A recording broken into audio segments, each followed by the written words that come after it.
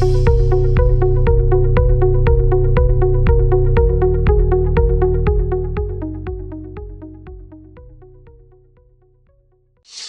if you're not familiar with Jeff Allen, I want to fix that right away. He is a consultant for National Business Administration, focusing on agile, waterfall, and hybrid project management. He has more than 35 years of experience as a trainer and a presenter and a content developer. He's conducted more than 250 training sessions for project management exam prep for over 5,000 participants.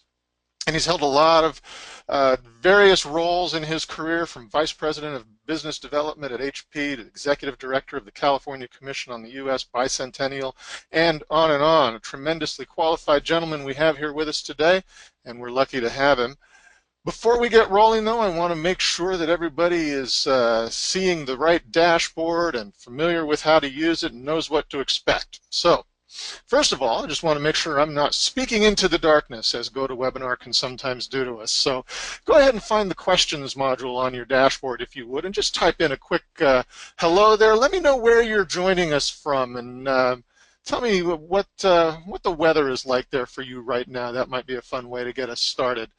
Just go ahead and type into the questions module, and we'll see who's with us today. That questions module is your best friend during this presentation. Oh, I see lots of folks letting us know where they are. Fantastic, and what a great variety too. Sunny in the Cayman Islands. Oh my gosh, I'm jealous.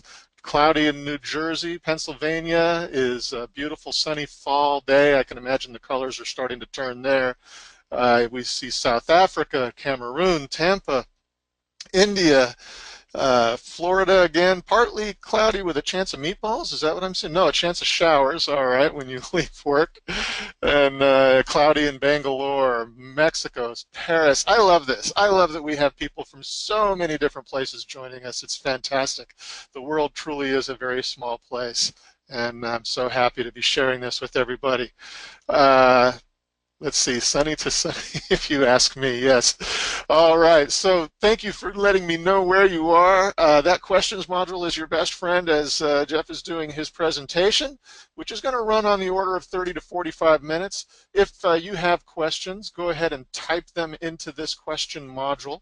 We will gather them all together, and we will loop back around at the end of the presentation and do a proper Q&A from end to end, and we'll get to as many of your questions as we possibly can. If you hear something super brilliant, super wise, super insightful, you want to share it with your friends on social, please by all means do so. You can go ahead and live tweet as we're going. You can share on Facebook or LinkedIn or wherever you like.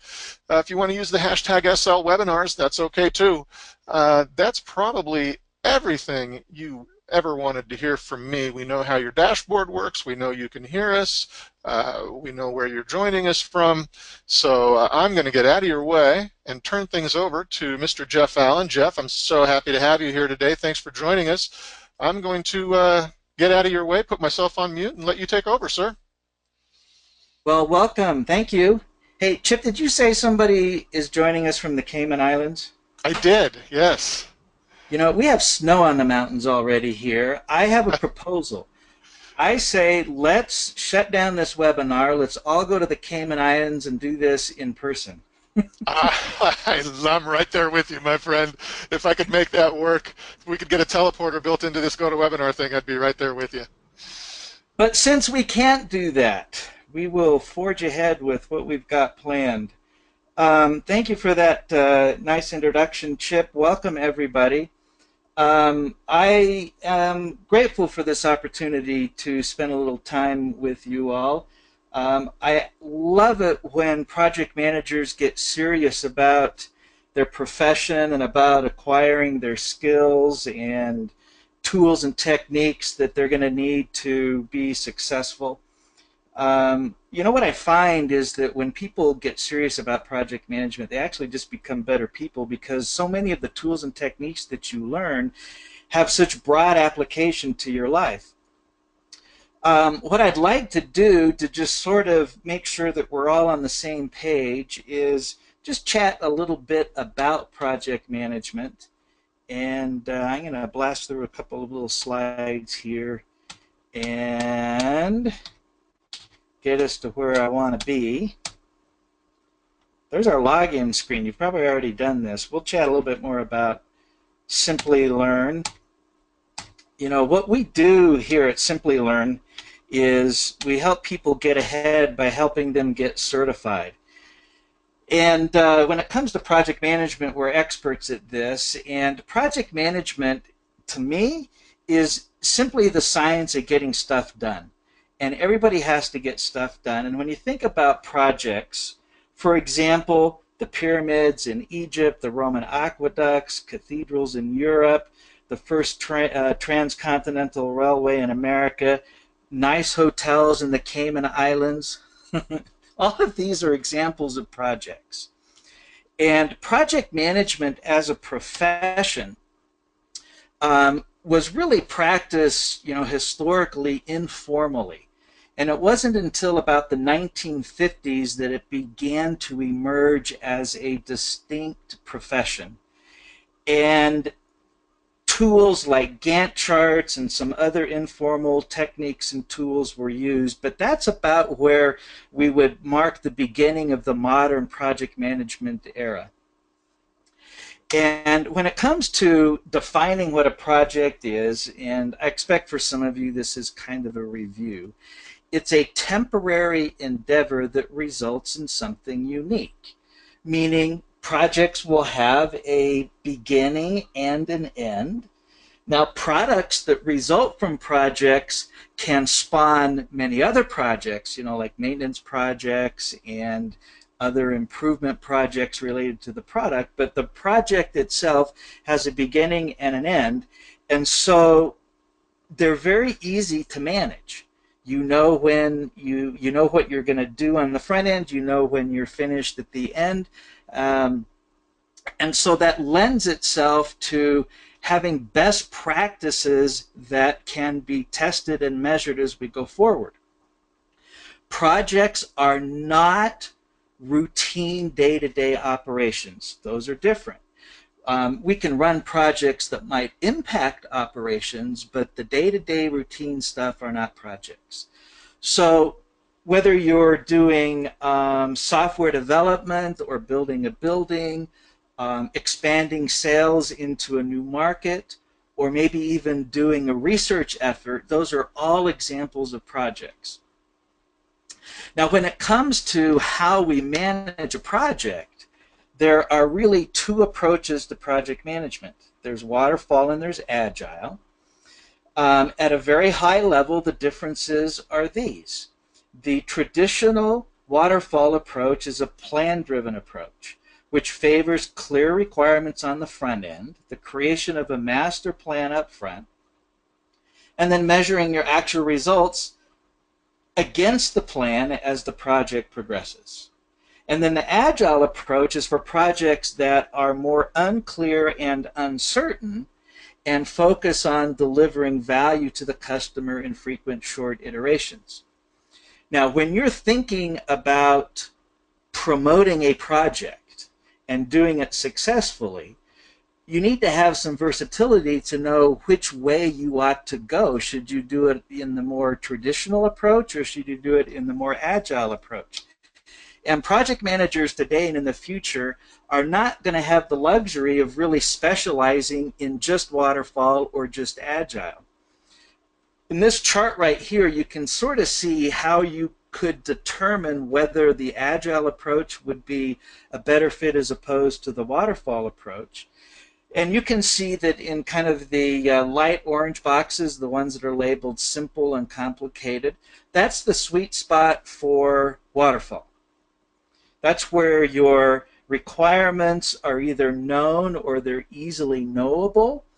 The requirements might be complicated, but they're still discoverable easily. And then when you get into the green area, that's agile, which we label as complex. And that's where at the beginning of the project, we don't know everything about it. It's going to have to be discovered. Now, it's still reasonably predictable, but yet there's that level of uncertainty that doesn't exist in projects that are better served by the waterfall approach. There is up there at the top right chaos, and if you ever find yourself with a project that's in that area, let someone else run it. That's where your requirements aren't knowable and it's not predictable. And those really aren't candidates for, formal project management. Now, years ago, I got hired by a buddy of mine, actually a friend. He called me and said, "Hey, I'm working at Compact Computer, and we need somebody to run a project for us. It's a project that's joint with Microsoft, and we're going to be doing seminars all across the United States."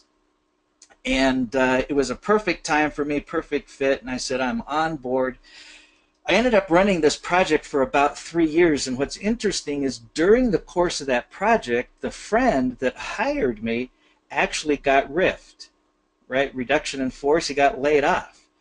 And when I was finished with the project, I ended up discovering formal project management in the sense of getting credentials. I didn't know that much about credentials, and I'm one of these guys that I don't like taking tests either. I think they're stupid generally. I don't think they're good measures of how well you're going to do in the marketplace. But it seemed like at the end of that effort that maybe I had to look into it, and so I ended up getting my PMP certification, and it was a whole new world for me. And it opened up doors that I didn't realize certifications would open. So at Simplilearn, when we say, get ahead, get certified, that's exactly what happens. Now, this same friend of mine, a couple of years later, called me up and he says, "Jeff, I hear you're actually doing project management training. You're doing PMP exam prep classes." And I said, "I am." And he says, "You know what?" He said, "I'm working for, shoot, I can't remember. It was Cisco. He was working for Cisco at the time." And he said, "I just got remarried and I've taken on a bunch of stepkids. I'm not making enough money. And I'm thinking what I got to do is go out and get my PMP. Do you have a class that you're teaching that I can come to?" And I said, "Yes." And to make a long story short, he came to my class. He passed the exam the first time. And then he did something that's brilliant, which is what we're talking about today, is he actually promoted himself and how now being certified, he could serve his company better than he could before. And his idea is if I handled this properly, I should be able to get a raise. And with that raise, I can be able to better support my new, bigger family. So after he got his credential, he did a little bit of self-promotion. And he sent some emails out to, some strategically selected people in his company. And in 2 weeks, he was promoted and got a significant raise. Now, nothing really changed in his life and his skill sets, really, except that he now had this credential that he could say, "Look what I've done, and look what I am now, having been certified, capable of doing." And it's not like he wasn't incapable before. You get the credentials are this designation that means something in the world, but it doesn't always reflect the reality of a person becoming better skilled. Now, if you're on this webinar, I expect that you're already doing project management stuff, and you probably already have some skills, but you're trying to figure out how you can fast track your career a bit. So what I wanted to do is just focus kind of briefly on 10 things that you can do to market your project. And I guess in a way it's really marketing yourself, if you will. Most project managers, unless you're doing an entrepreneurial project, really don't have a project to market. Although in some large organizations, project managers do select and promote their own projects. But in either scenario here, whether it's your own thing or whether it's something within an organization, being able to intelligently and persuasively talk about aspects of your project is going to be critical. For example, number one is the ability to develop a persuasive charter or vision for your project.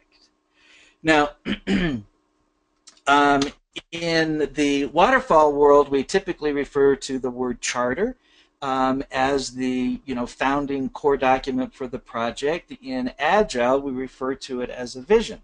Some people still call it a charter, but essentially what the charter does is authorizes the existence of a project and the project manager to actually apply organizational resources to the various project activities. Now, when you go through our trainings to be certified, like either for PMP or ACP or ASM, in fact, if I were hiring somebody, I'd want to see somebody that had all three of those. Now, that may not be something you can do, in a month or two, but you could probably get yourself on track to get something like that done in about 6 months. And then I could tell you, if you sent me a resume, I think, okay, this person knows his stuff, and that's the kind of person I want. But let's focus on what you would want to be able to do with the charter to, kind of market yourself and your project. You want to be able to come up with a charter that has a clear description of its purpose or justification. Not going to serve you well if you can't have clarity. And that clarity is going to require having identified high-level requirements, high-level risks, a summary budget, a summary schedule, and what the success criteria looks like. Now, can you picture yourself talking to a senior manager and being able to explain this and talk either about a future project or a current project touching on these things? You're going to impress the heck out of somebody. Okay, so now let's talk about another thing here. Explain how integrating with operations is going to result in a faster return on investment. Now, particularly when it comes to the Agile approach, being able to align projects with operations in a way that will allow completed work to be integrated even before the project is finished becomes a huge advantage. And what I did is I actually just stole a slide from one of our trainings to just give you an idea of how we talk about aligning the results of a project with operations. And you can see here, without getting into the details, that at the very bottom in that blue bar, you can see what operations is concerned with. And then above that, you can see the various aspects of an Agile project and how being aligned with operations is going to make sure that operations ends up with what it needs as soon as it's possible to accomplish that. So again, picture yourself being able to communicate this concept effectively with senior management or a customer, potential customer. And when you go through the trainings and get certified, we go over all of this stuff so that you have the ability to actually communicate that. Third one that I identified is to explore the feasibility of the project, to actually be able to address the issues of whether the project can actually be done. Now, the project manager is a key subject matter expert when it comes to feasibility. A project manager doesn't necessarily have to be a SME when it comes to the actual work of the project, but does need to be a subject matter expert when it comes to actually managing projects. And so a good project manager is going to be able to talk intelligently about things like what-if scenario analysis. If we do this as opposed to that, these are the kind of results that we'll be looking at. If we do this as opposed to that, here are the different kinds of risks that we might encounter. Alternatives analysis. We can approach it this way. We can approach it another way. The advantages of this way are these. The advantages of going the other way or another way are these. Also, there may be some constraints that are a factor for the project, and being able to intelligently address estimating your cost, your schedule, the necessary resources, and the effort involved is going to be a factor in exploring the feasibility of a project. Design of experiments. That's a tool that is used early in projects to determine exactly what it is the project should actually build or how it should go about building it. So talking about that kind of stuff, you can see how if you can picture in your mind being able to intelligently address these things, how you are going to rise in the eyes of those that are looking for skilled and capable people to run projects in an organization. The fourth thing that I identified is effectively developing and securing scope approval. Now, the scope of a project is the sort of like the overall amount of work that needs to be done, as well as what it is that actually needs to be built. So a good scope statement, for example, actually has two parts. It's a description of what it is that's being built for the project, and another description of the work that's involved for it. So a good project manager is going to understand how to go out and collect the requirements from the key stakeholders and make sure that there is clarity and a meeting of the minds, so that when the project is over, the key stakeholders say, that's not what I meant.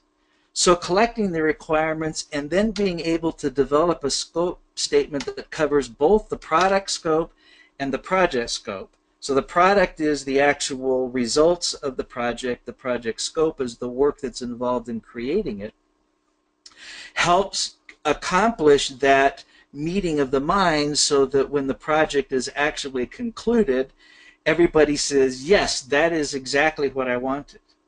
Now, once you have scope that is clear and approved, then understanding how to take that scope and break it down into manageable pieces, we actually call that creating a work breakdown structure. And here's a simple example of a work breakdown structure.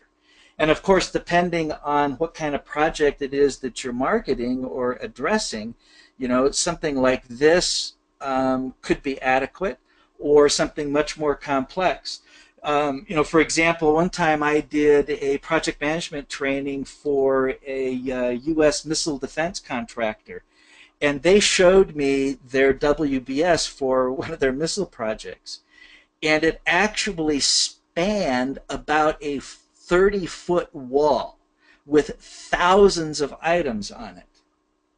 Now, as a project manager who's marketing a project, you don't have to know all of the details of all of those thousands of items, but if you can convey to senior management or the customer that, look, once we have a meeting of the minds on the scope, this is what we're going to do, and we're going to chunk down the scope into these manageable pieces until we can intelligently figure out how much, how long, what's needed for each of these little components. And then you'll be able to demonstrate that, yeah, we can get this whole project done, no matter how complex it is or how long it's going to take.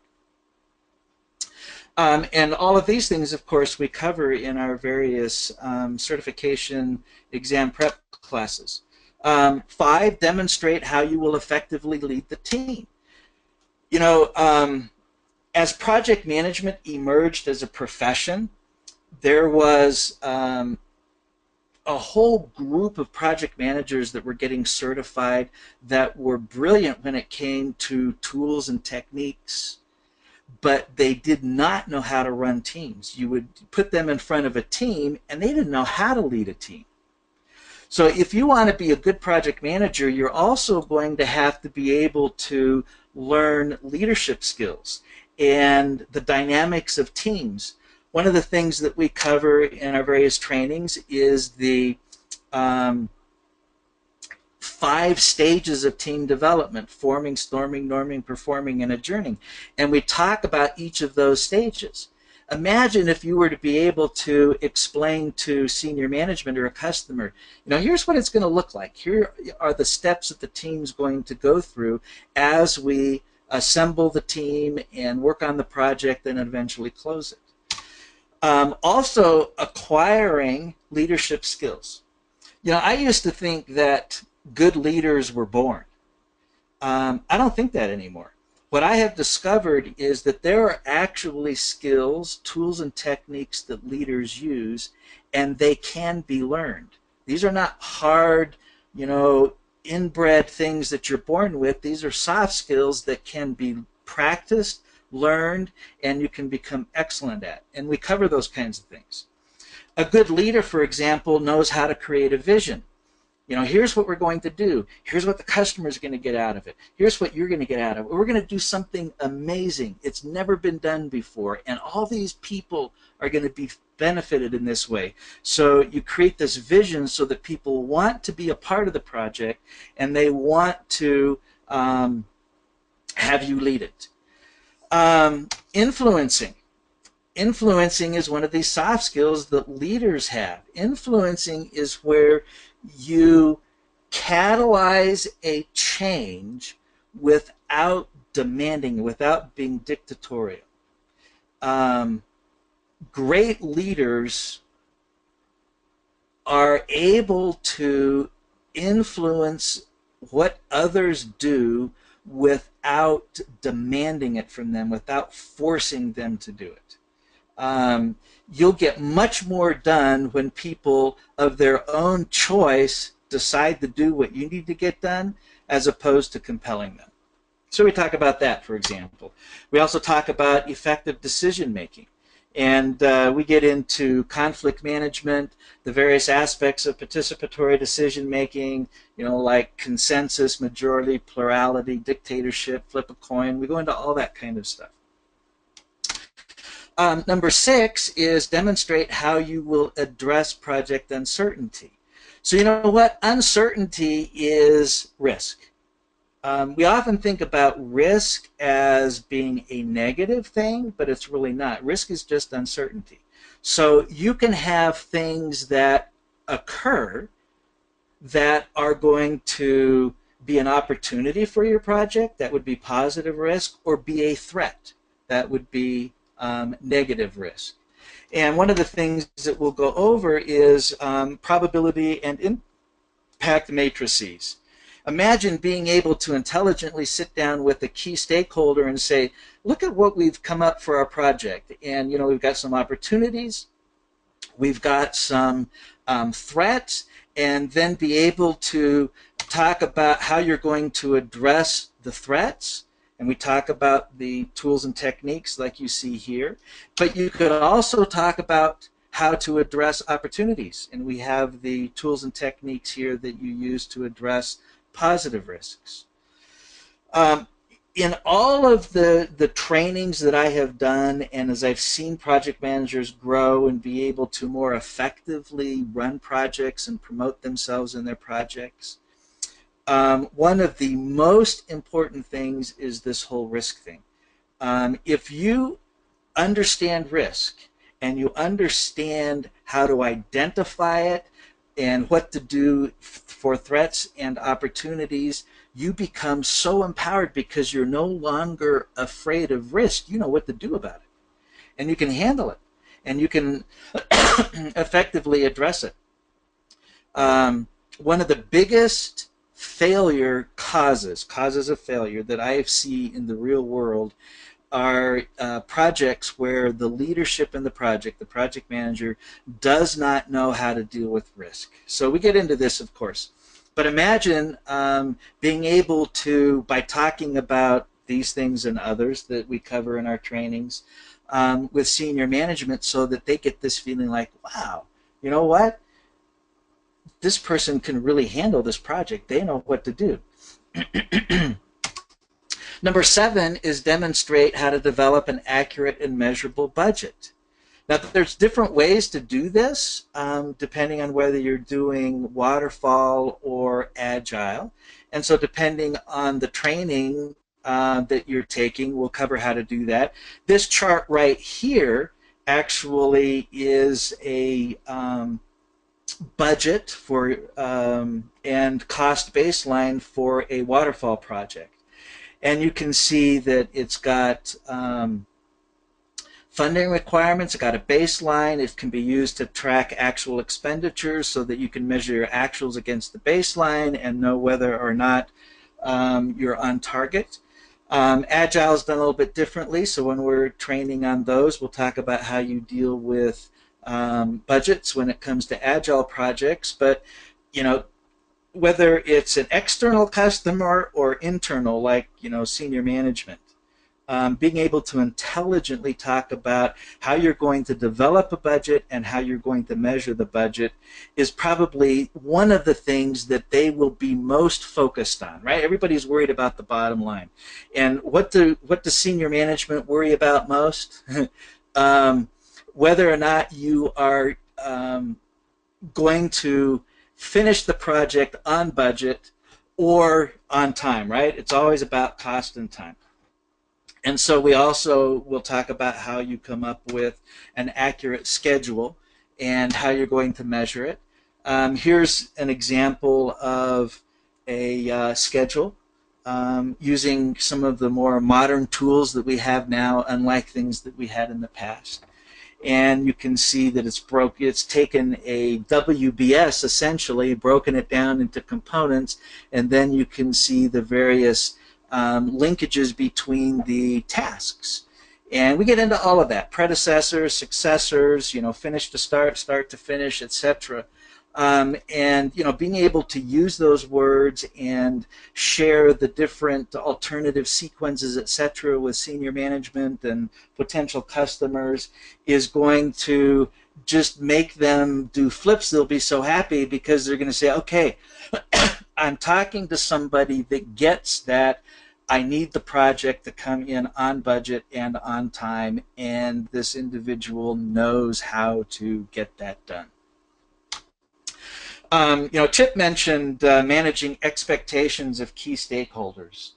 Probably the single most important thing any successful project manager does is develop a working relationship with key stakeholders and then effectively manages their expectations. I mean, you could return a project that is perfect in its scope. It came in right on budget, right on schedule. But if you had a bad working relationship with the key stakeholders, they're not even going to be happy. They're not going to care. Often when it comes to projects, just like in life, it is more important how people feel around you than what you actually do. Now, obviously, you have to perform, right? You have to deliver the project.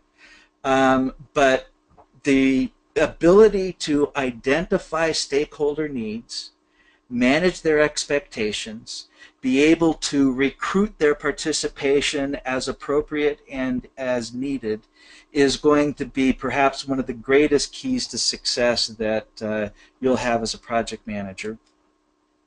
And then the last thing I wanted to talk about here is just being able to, oh, I kind of skipped over this, didn't I? When it comes to managing expectations, I just picked out a couple of things here. There's the power interest grid, identifying where they are on the grid and then how you're going to engage with them. Also, interpersonal skills is a factor here. Building trust, resolving conflict, active listening, overcoming resistance to change, as well as managerial skills, being able to facilitate consensus, influence people, we chatted about that, negotiate, and even modify organizational behavior. And then the last thing that I wanted to bring your attention to is just the importance of being able to successfully close out a project. Any project is going to require what we call verification. Verification is like if you were explaining this to someone that doesn't, understand project management, you would say verification is proving that you did it correctly. Right? If you've got a door that you're building, you would do quality control to prove that the door worked correctly. The door handles work, the hinges were strong enough, when it was closed it was a tight seal, or whatever it is, you did it correctly. But that's only part of successfully closing a project. The other part is called validation. Validation is all about customer acceptance. So we verify that we did the door correctly, then we demonstrate it for the customer so the customer can say, yes, that is what I wanted. You did what you were supposed to do. So verification is correctness, and validation is completeness and acceptance. And if you can demonstrate that for the various components of your project as well as for the overall project, you did it. You got it done. Now there's some other things. I started out by telling you this story about my friend Paul. I told you he got a raise after he got certified. And we're talking about a 2-week span, right? Not much changed in his life at work in 2 weeks, except that he got a credential.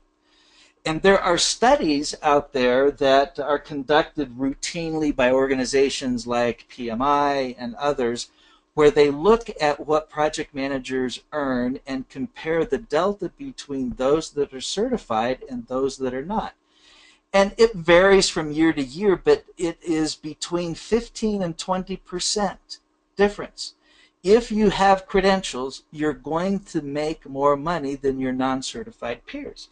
Now, you're going to have to do a little bit of marketing and promotion like we've been talking about. There's a language that's associated with project management. You'll learn the words. You'll learn about the tools and techniques. And you will be able to promote yourself just like my buddy did. If he had never sent those emails and engaged with senior management the way he did, nobody would have known. But he kind of owned his career, and he was able to use the credentials that he got in order to fast track it. So think about what organizations are really looking for. They want to know that you can expertly deliver a project on scope, on time, and on budget. They also want to know how you're going to align your project with IT service management. I guess this is more narrowly focused on software projects, but if you're dealing with software, this is going to be a piece. And in fact, good project managers, in my opinion, are going to get their waterfall and agile credentials. Then they're probably going to get into ITIL, and get some kind, maybe an ITIL Foundation certification. And then the third bullet there has to do with continuous improvement and quality. And, they're going to be looking for folks that understand Six Sigma and know how within a project they can successfully lead improvement efforts, continuous improvement, on improving the product as well as the project itself. Now, I think Chip's probably going to talk about this a little bit more, but if not, let me just touch on it quickly. At Simplilearn, we have what we call our PM Expert Masters program, where we group different credentials together into packages that make it affordable and sequenced in a way that's going to help you accomplish this effort to acquire the credentials that you need in order to be the go-to project manager in your organization. When you get involved with us in any kind of a learning endeavor, we have an LMS, a learning management system that is second to none. with tests, mock tests, content, tips and tricks on how to pass tests, etc. We also have a community that we call Simply Talk, where you can engage with instructors, you can engage with other students, you can get ideas on how to pass exams, where to find jobs, all kinds of stuff like that. And with that, Chip, maybe I should just pass it back to you so that you can deal with any questions that have come up or clarify any things that maybe I wasn't as clear as I could have been on.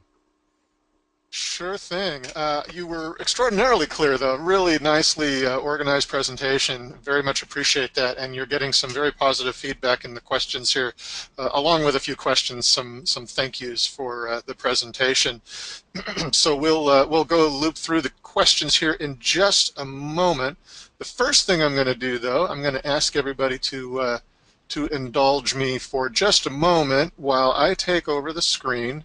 I got to find my correct. Here we go. So this takes over the screen. And the reason I do that is because, this is a public-facing webinar, right? So that means that anybody can join us today, and we're happy that you did. We've got lots and lots of people from all around the globe. But you may or may not be familiar with what Simplilearn is all about beyond these webinars. And Jeff did a great job of explaining some of the courses that are available and the packages that are available. You mentioned the LMS, our learning management system, which is really quite a remarkable environment to be taking your training in, and the community that's there. So there's much more to Simplilearn than this series of webinars that we offer throughout the month. The core service that we offer is, in fact, as a business and technology training provider.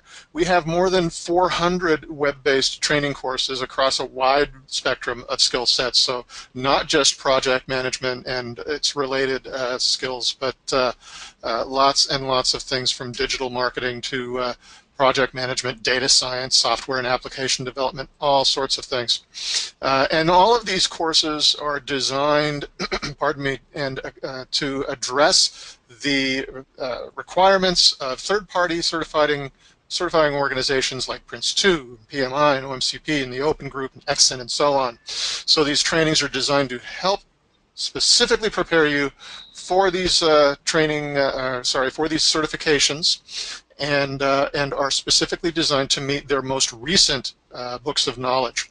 All these courses are designed by our faculty, of course, of experienced professional trainers like Jeff, and you get all of these structured courses, the information, the resources, the hands-on projects and simulation exams, as he mentioned, and so forth. So if you are interested in learning more about what we can help you with regard to your specific training to prepare you for a specific certification.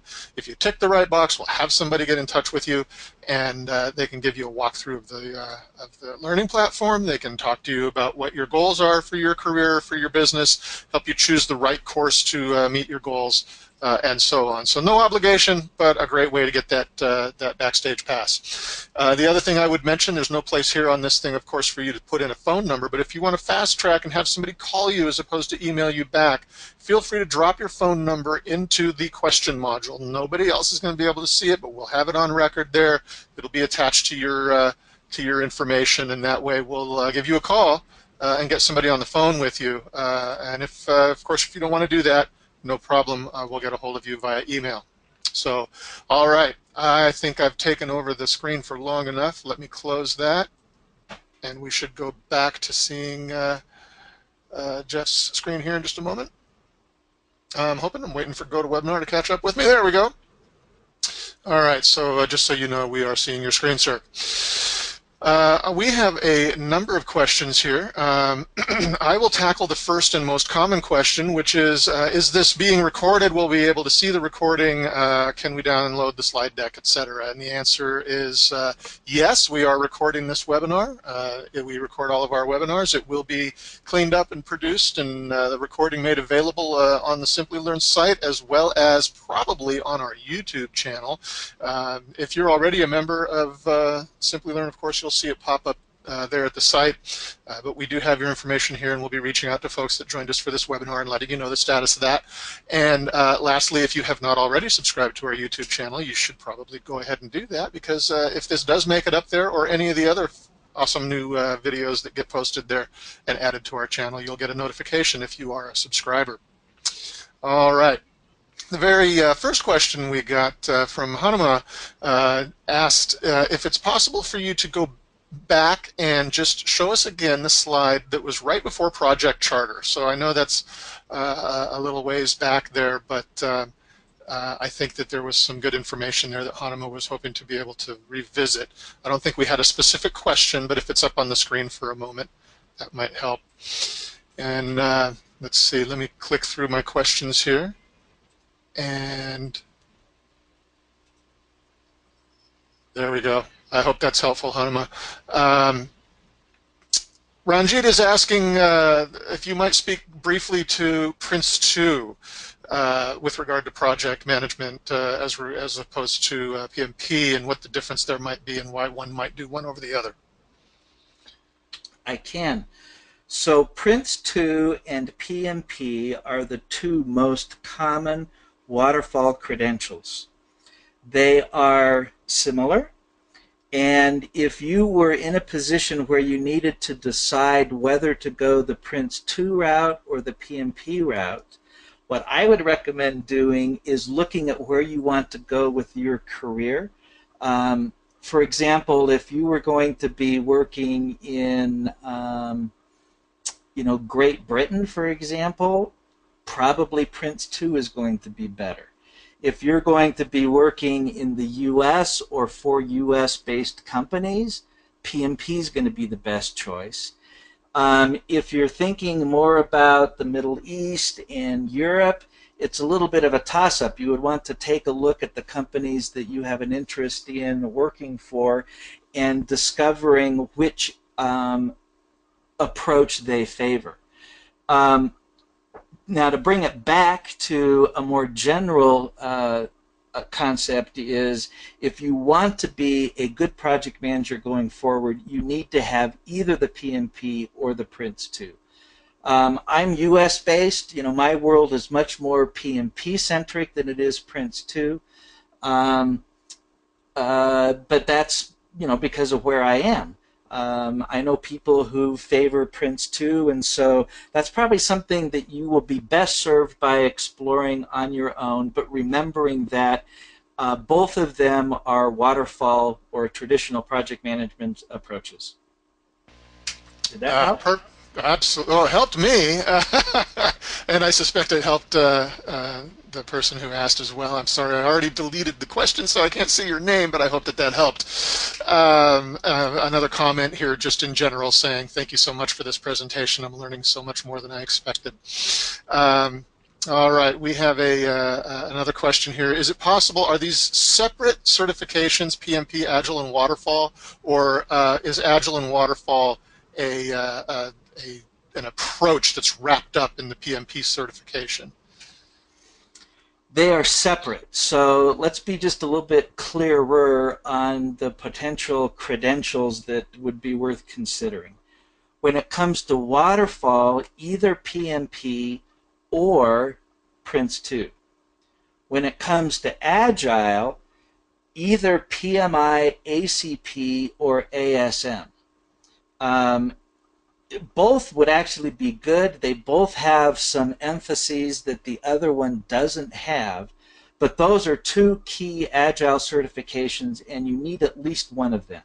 So for example, you could do the PMP and the ASM, and you would have two credentials that would demonstrate that you are a versatile project manager and could handle a more traditional project, like looking at the chart on the screen right now, the simple or the complicated boxes, as well as an Agile approach. And here's the other thing, team, is that if you have both of those kinds of certifications, you will find that you will actually run an Agile project better because you've got a waterfall background as well, and vice versa. You will actually be more effective in a waterfall project with your Agile background. So I think that, as projects go forward, the reality of it is that most projects become a bit of a hybrid project that will have elements of both. Agile and Waterfall. Did that answer Perfect. the question? I believe so, yes. And we have a follow-up question from the same person. As a certified project management professional, what if you don't know how to use project management software, like, for instance, Microsoft Project or any others that are required? Does that have a negative effect as a certified PM? And I imagine that you're going to get some familiarity with these tools during the course, yes? Uh, You get exposure to tools and techniques, but we don't drill down on how to use them. So it's a great question because credentials set you up for success and they will fast track your career. But you are going to want to figure out how to use some of the tools and techniques. And again, understanding who you're working for and what they favor is going to be perhaps the single most important input in deciding what other things you might want to do. For example, if you're working for a company that says we use Microsoft Project for managing our projects, you better learn how to use Microsoft Project. And we can help you with that as well. But the certification courses that we take don't get deeply into actual possible tools like Microsoft Project or competitors. That they exist, how we use them, that's covered, but not specifically how to actually use the software themselves. There are training courses available, though, for folks if they want to get right into the specific tools, and it might also be relevant to this other question coming in from Pawan, which is, do you know of any organizations, or would you recommend seeking out organizations where you can join as a voluntary consultant? That might give one some experience hands-on with some tools in an environment where they're still sort of honing the skill sets. Is that recommended? Yeah, and I'm thinking here. One of the things that's helped me the most in kind of networking and discovering resources and connections like you're asking about is actually joining PMI. Now, again, that's sort of the PMP approach. So, like I said, that's my background. But in most areas, there's a monthly chapter meeting for PMI, where you can volunteer, you can get involved in training programs, you can get involved as being a trainer. So a huge advantage if you're going to be a project manager, particularly if you're going the PMI route, is actually to join PMI and participate in your local chapter. Great advice. Yeah, I understand that the community there is really, really deep and very supportive. Let's see, we got a bunch of questions here. I want to make sure we manage to blast through as many as we can. And I know that these are specific to the course, so we should be able to answer these quickly. How long does it take to prepare for the certification? So if I was going to take for a PMP certification, if Magdalene was going to take a course to prep for the cert, how long would we imagine that might take? I hate that question. How long? It depends, actually. I get the question, and my approach isn't to answer how long, it's to focus in on how to know when you're ready. So let me address it that way. If you take our certification course, we're going to cover everything that's going to be on the test. Well, I should back up. We're going to cover enough that's on the test so that you can pass the test. You will get questions on the certification exam you don't know the answer to. It's just not possible unless you're taking, 6 months of in-depth study to actually be prepared to answer any potential question on the test. But that's not our objective. Our objective is to get the credential, and that we're great at. And what we do is provide you with a number of practice exams. And your performance on the practice exams is what's going to determine when you're ready to sit for the real exam. So for example, let's say that if you did a live training, our PMP course is 4 days long. If you do one of our virtual classes during the week, it's going to be 10 work days long. But at the end of the class, you could take one of our practice exams, and if you got 80% or better, I would say go take the exam. You're ready. If you didn't quite get to the 80%, you got to do a little bit more work, a little bit more study, a little bit more practice. But as soon as you can get to that 80% or higher level on our practice tests, then you know you're ready to go past the real exam. So that could happen the day you end the training with us, or maybe it takes, a couple of weeks afterwards. And then, of course, there are other variables that, would be unique to your own circumstances, like how much time can you devote each day?